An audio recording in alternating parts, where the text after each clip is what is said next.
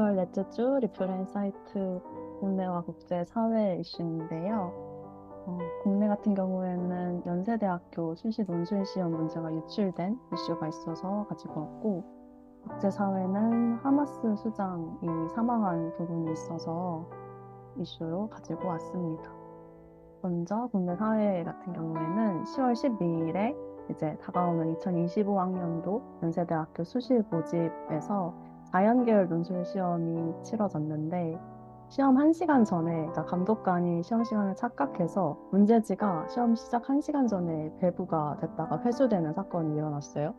근데 이제 그때 당시에 그 고사당에 있던 학생들이 핸드폰이나 전자기기를 걷지 않은 상태여서 이슈가 됐고, 근데 이제 시험이 끝나고 나서 온라인 커뮤니티에 수험생들이 좀 촬영한 걸로 보이는 시험지 답안 사진이 공유가 되면서 핸드폰 제대로 걷은 거 맞냐, 관리 감독 제대로 한 거 맞냐 하는 부분에 대해서 좀 이슈 제기가 되고 있는 상황이에요. 근데 그 문제지가 잘못 배부됐던 거는 자연계열 고사장이었는데 그렇지 않았던 인문계열 시험 고사장에서도 답안 사진이 공유가 되면서 그냥 전체적으로 관리 감독이 허술했던 것 아니냐 하는 이슈 제기가 되고 있어요.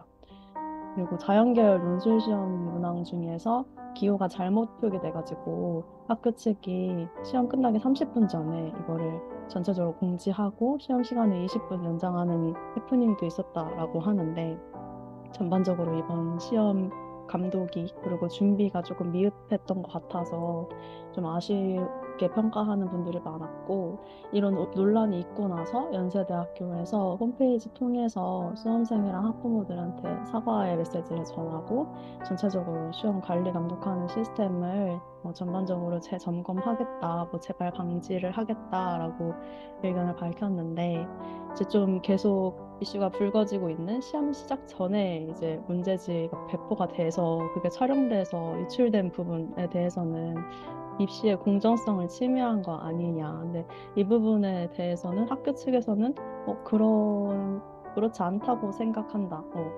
아직 그렇게 객관적으로 증거가 될 만한 것들이 발견되지 않았다라고 밝혔다라고 하는데 이미 근데 온라인상에 증거가 올라와 있고 이거에 대해서 수험생과 학부모들은 강력하게 좀 시험을 무효화하고 재시험을 보든지 대책을 좀 빨리 마련해 줬으면 하는 것 같아요.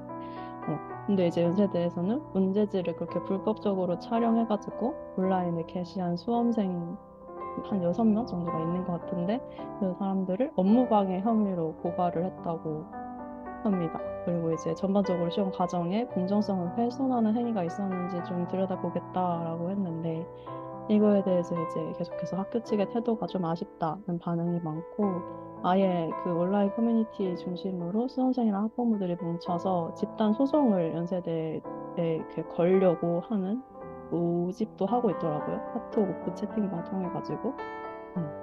그래서 시험 자체가 공정하지 않았다라는 것 때문에 시험 무효로 해달라라는 게 소송의 골자이고, 그래서 이제 계속해서 이런 이슈가 나타나고 있는데, 연세대 재학생들 같은 경우에도 터질 게 터졌다라는 반응이었다고 해요. 그래서 뭐 19학번이라든지 17학번 이런 사람들, 현재 재학생들 같은 경우에도 자신이 시험을 봤을 때도 문제에 오류가 있어서 전체적으로 정답을 처리해 주는 것도 있었고, 전자기기를 확실하게 끄게 하기는 하는데 걷지는 않는다는 거예요. 그래서 원래 허술했던 점이 있었다는 입장을 재학생들도 밝혔다고 해서 좀 전반적으로 학교에 이런 좀 중요한 시험이니까 또 연대는 수시 시험 보고 나서 그 수능 점수로 최저 학력을 맞추는 게 있는데 그게 없어서 수능 준비를 하지 않고 논술만 잘 봐도 들어갈 수 있는 전형이어가지고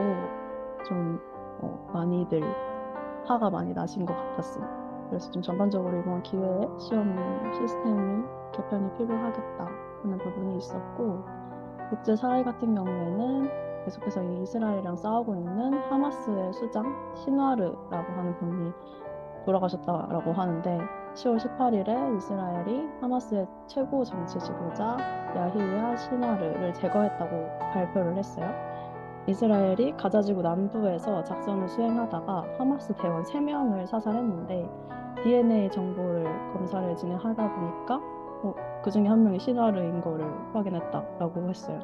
그래서 시나르의 사망 원인은 머리 총상이고 부검을 했더니 심각한 뇌 손상으로 인한 사망으로 추정된다. 그래서 머리에 총을 맞아서 돌아가신 것 같고, 근데 이 사람이 이스라엘의 제거 1순위였던 게 이제 작년 10월 7일에 가자지구에 그런 전쟁이 이렇게 일어나게 되는 그 계기가 됐던, 이스라엘의 그 수많은 사람들을 살해하고 납치했던 그 하마스의 계획을 좀 설계한 사람, 주도한 사람이어서 이스라엘의 제거 1순위 표적이었던 사람이라고 합니다.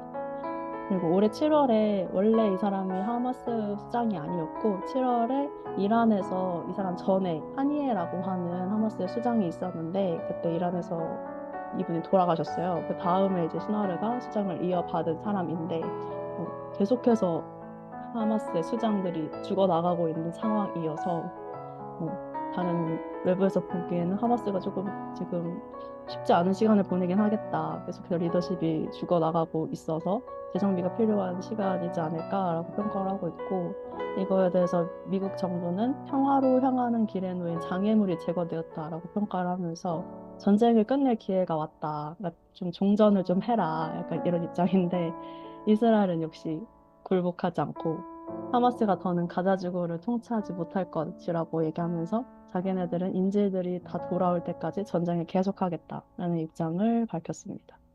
그래서 주변국들에서는 이제 제발 전쟁을 그만해라고 얘기하지만 이스라엘은 정말 끝까지 가겠다라는 입장을 변치 않고 있고, 그리고 하마스는 이스라엘이 하마스 수장 죽었다라고 발표하고 24시간 만에 공식적으로 맞다고 시나르가 죽었다라고 인정을 했고 그의 죽음을 애도하는 그런 발표를 했고, 이스라엘이 가자 지구에서 철수하고 포로들을 풀어주지 않는 한 인질 석방은 없다라고 하면서 이들도 계속해서 싸우겠다라고 의견을 표명했습니다. 그리고 이제 레바논의 그 헤즈볼라, 이란이랑 친한 그 무장단체 같은 경우에도 이 시나르를 엄청 위대한 지도자라고 표현하면서 그가 예루살렘으로 가는 길 위에 순교자가 됐다. 그들 입장에서는 순교자니까 그렇게 성명을 냈고, 주변국들, 이스라엘과 관계가 좋지 않은 요르단, 리비아, 예멘 같은 인근 중동 국가들도 그를 좀 추모하고 이스라엘을 규탄하는 집회를 였다고 해요. 근데 뭔가 이 두 가지 이슈를 보면서 우리의 기준이 너무나도 하나님의 뜻과 맞지 않게 자리가 잡아져 있어서 시험에 약간 목숨을 거는 부분도 그렇고, 이렇게 주변국들, 우리를 못 살게 하는 주변국들을 막 죽이는데 약간 혈안되어 있는 이런 모습들이 진짜 갈 때까지 간 우리의 좀 타락한 죄성이 좀 많이 보여지는 것 같아서 이걸 중심으로 조금 진리로 우리를 좀 다시 가르쳐 주시고, 우리가 우상으로 삼고 있던 뭐 학벌이나 혹은 어떤 나를 괴롭히는 사람들이나 이런 것들에서 조금 마음을 돌이킴이 좀 필요하지 않을까 하는 마음이 좀 많이 들었어요. 그래서 베드로후서 3장 말씀을 두고 같이 기도했으면 좋겠는데, 베드로후서 3장 3절 말씀입니다. 여러분이 무엇보다 먼저 알아야 할 것은 이것입니다. 마지막 때에 조롱하는 자들이 나타나서 자기들의 욕망대로 살면서 여러분을 조롱하며 이렇게 말할 것입니다. 그리스도가 다시 오신다는 약속은 어디 갔느냐? 조상들이 잠든 이래로 만물은 창조때부터 그러하였듯이 그냥 그대로다.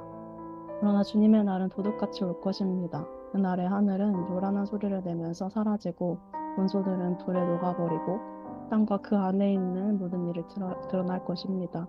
이렇게 모든 것이 녹아버릴 터인데 여러분은 어떠한 사람이 되어야 하겠습니까? 여러분은 거룩한 행실과 경건한 삶 속에서 하나님의 날이 오기를 기다리고 그날을 앞당기도록 하여야 하지 않겠습니까? 그날의 하늘은 불타서 없어지고 원소들은 다 타서 녹아버릴 것입니다. 그러나 우리는 주님의 약속을 따라 정의가 깃들여 있는 새하늘과 새 땅을 기다리고 있습니다. 진리로 저희를 가르치시는 하나님, 타락한 우리의 마음의 중심에 더 이상 하나님도 말씀도 공의와 사랑의 마음도 없습니다.